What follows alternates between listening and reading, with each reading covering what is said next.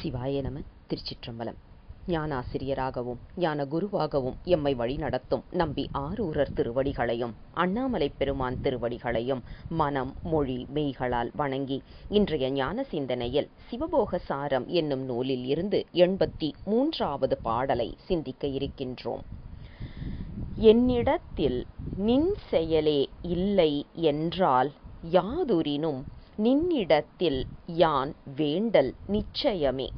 என்னிடத்தில் இன்மை உயிர்க்குயிர் நீ இன்மை இருந்து இயற்றின் நன்மை திண்மைக்கு ஏதுவோ நான். இன்றைய பாடல் நமக்கு ஒரு அடிமை தத்துவத்தை எடுத்து சொல்லும் பாடல். அதாவது பெருமானிடம் சரணாகதி என்று நாம் நிற்க வேண்டிய தன்மையையும் அடிமைத்தனம் பூண்டு நிற்க வேண்டிய தன்மையையும் அழகாக எடுத்து சொல்லும் பாடல். அதாவது இதில் பார்த்தீங்கன்னா 2 இன்மை சொற்களை பயன்படுத்தியிருக்கிறாரு. அதாவது நெகட்டிவ் வந்து பாசிட்டிவ் ஆகும் இல்லையா, அந்த மாதிரி நாம் இந்த பாடலை பார்க்கணும்.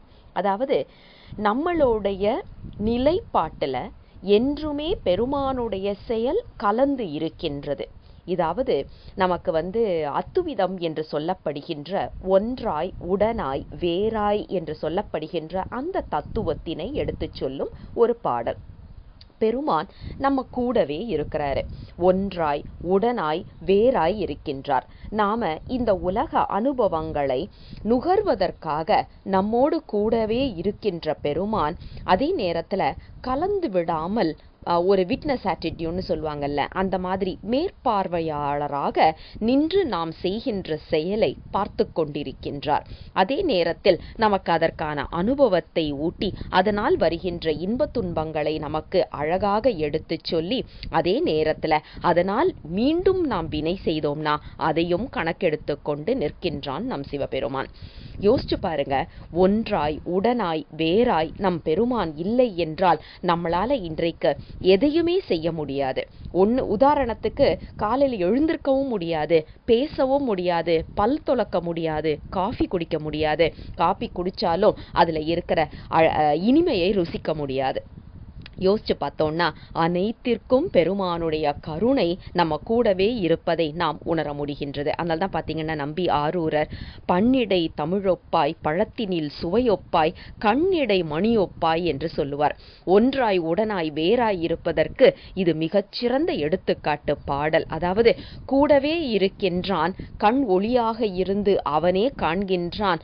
அதே நேரத்தில் சுவை போல பழத்தினில் சுவை போல இருந்து பிரிக்க முடியாத அளவுக்கு இருந்து நம்மோடு உடனாக இருக்கின்றான். இப்ப இந்த அத்துவிதம் என்று சொல்லப்படுகின்ற இந்த நிலைப்பாட்டை கொண்டு நாம் இப்ப இந்த பாடலை பார்த்தோம்னா நமக்கு இன்னும் அழகான ஆழமான பொருள் புரியும். அதாவது என்னிடத்தில் நின் செயலே இல்லை என்றால் அப்படின்னு சொல்றாரு. அதாவது பெருமான் நம்ம கூடவே இல்லைன்னு வச்சுக்குவோம். நம்ம கூடவே இல்லை அப்படின்னா என்ன பொருள்? பெருமான் எங்கேயோ இருக்கிறான். இன்னைக்கு நாம போயிட்டு யார்ட்டையாவது போய் சாமி எங்க இருக்கிறாங்க அப்படின்னா மேலே பார்த்துட்டு அங்க இருக்கிறான் அப்படின்னுவோம், இல்லை கோயிலை பார்த்தா அங்க இருக்கிறான் அப்படின்னுவோம். என் கூடவே இருக்கிறான் அப்படிங்கிறத நாம உணர்கின்றோமா என்றால் நிறைய பேர் உணருவது இல்லை. அதனால தான் பார்த்தீங்கன்னா அந்த அடிமைத்தனம் வருவது இல்லை. அந்த அடிமைத்தனம் என்று சொல்லப்படுவது எப்போது வரும் என்றால் பெருமான் என்னோடையே இருக்கின்றான் அப்படிங்கிற ஒரு நினைப்பு வந்தால்தான் நமக்கு கூடவே பெருமான் இருப்பது தெரியும். இதுக்கு ஒரு உதாரண கதை ஒன்று நினைவுக்கு வருகின்றது. ஒரு குருநாதர் ஒருவர் இருந்தார். அவருக்கு சிஷ்யர்கள் இருந்தாங்க, அழகான ஒரு பெண் பிள்ளையும் இருந்தாங்க. அப்போ அந்த சிஷ்யர்கள் கிட்ட இவங்க சொல்றாங்க, என் மகளை உங்களுக்கு நான் யாராவது ஒருத்தருக்கு நான் திருமணம் செய்து வைக்கணும். அதற்கு ஒரு சோதனை முயற்சியா என்ன பண்ண போறேன், நீங்க எல்லாரும் யாருக்கும் தெரியாமல் மற்றவர்கள் வீட்டில் இருந்து பொருளை கவர்ந்து கொண்டு வர வேண்டும்.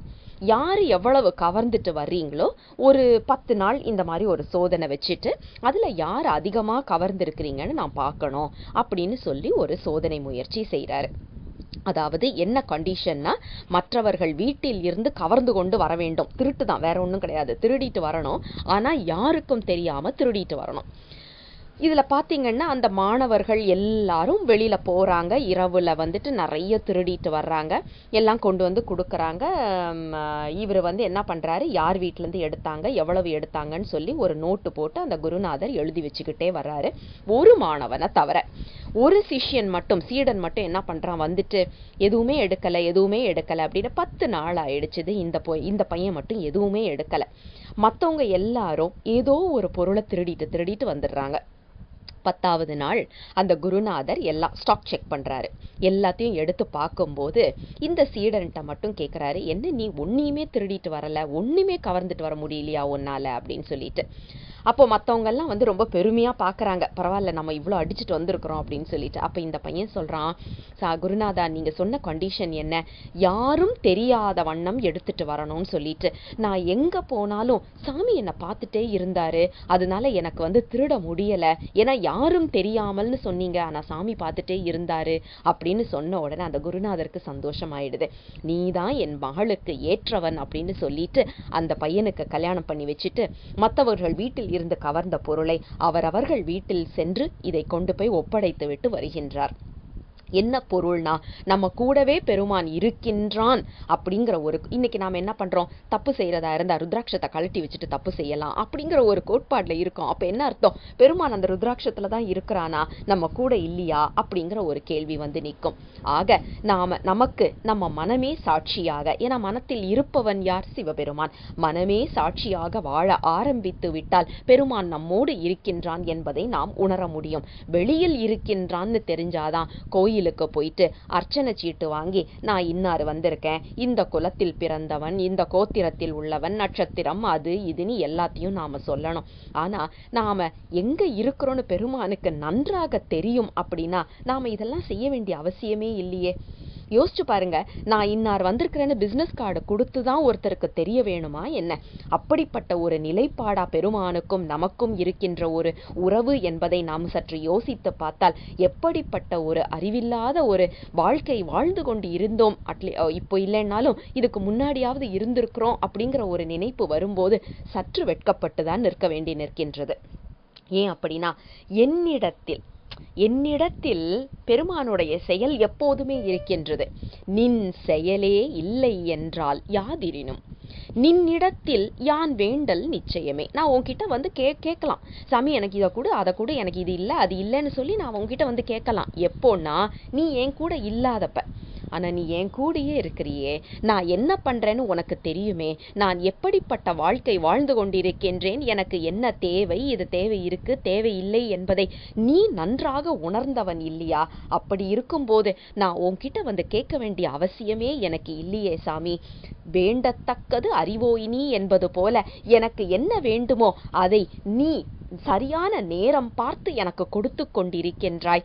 இதற்கு மேல எனக்கு என்ன வேண்டும் என்று அப்படி ஒரு அடிமைத்தனத்தை, அப்படி ஒரு சரணாகதி தத்துவத்தை மிக அழகாக அற்புதமாக எடுத்துச் சொல்லும் பாடல் இன்றைய பாடல். அதாவது நாம் பெருமானிடம் நமக்கும் பெருமானுக்கும் ஏற்படுகின்ற உறவு எப்படிப்பட்ட உறவுனா, நான் இன்னார் வந்திருக்கின்றேன் என்று சொல்லி அப்படி ஒரு இன்ட்ரோடக்ஷனோட நாம வந்து பழக வேண்டிய அவசியம் இல்லாத ஒரு உறவு பெருமான். அம்மா அப்பா கிட்ட கூட நாம போய் சொன்னோம்மா, நான் இப்படி இந்த ஆள் வந்திருக்கிறேம்மா, இப்படி வந்திருக்கிறேம்மா அப்படின்னு சொல்லிட்டு அம்மா அப்பாட்ட கூட நாம இன்ட்ரடியூஸ் பண்ணணுமே ஒழிய பெருமான் கிட்ட அது தேவையே கிடையாது. நாம் எங்கே இருக்கின்றோம், என்ன செய்கின்றோம் என்பதை அவன் நன்றாக அறிவான். ஏன்னா நம்ம கூடயே இருக்கிறான். அப்படிப்பட்டவன் நம்மை என்றுமே காத்து அருள் செய்வான். நீங்க போய் அவன்கிட்ட எதையுமே வேண்டிட்டு நிற்க வேண்டாம் அப்படின்னு அற்புதமான ஒரு பாடலாக இன்றைய பாடலை அமைத்துக் கொடுத்திருக்கின்றார் குருமுதல்வர். தென்னாடுடைய சிவனே போற்றி, எந்நாட்டவர்க்கும் இறைவா போற்றி. சிவசிவ திருச்சிற்றம்பலம்.